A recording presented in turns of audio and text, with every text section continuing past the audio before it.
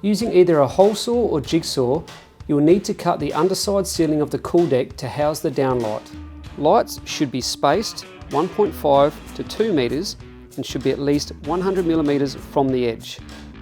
If using 5 watt downlights, the required hole size is 98 millimetres. If using 12 watt downlights, the required hole size is 165 millimetres. Being careful not to scratch the panel, dig out any leftover foam in the hole and then proceed to drill a hole from the side of the panel, or use something that's long enough to create the tunnel to reach the circular hole. Stratco downlights are a low voltage plug and play style lights, and so they are safe to be installed into the patio by a DIYer or patio installer. The lights can plug straight into a general power outlet if available. If not, then a licensed electrician should be engaged. Feed the end of your light cable through the large hole and pull all the way through.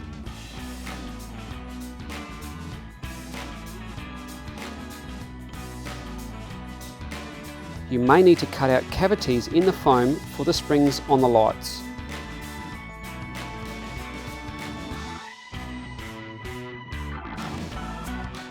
Then run any cables along the side of the panel so they're tucked out of the way. It may be necessary to use some tape to hold the cables into position so they do not interfere when installing or joining the roof sheets together.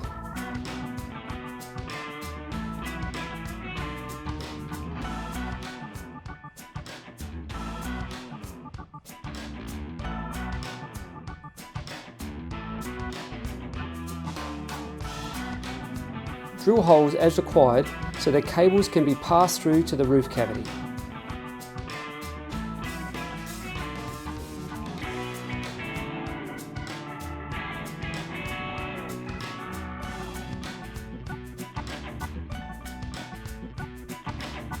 For this particular one, grab your Cooldek panel and thread the cables through the drilled hole and feed back into the roof.